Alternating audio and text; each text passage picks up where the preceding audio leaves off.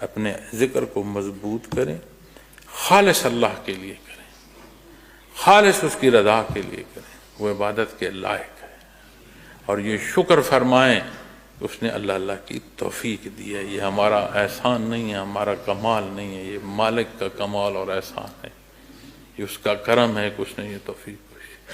اپنے ذکر کو کیفیات سے نہ جوڑیں، کیفی حصہ ہے، کیفیت وارد ہوتی ہے، لیکن کیفیت مقصد تو نہیں ہے۔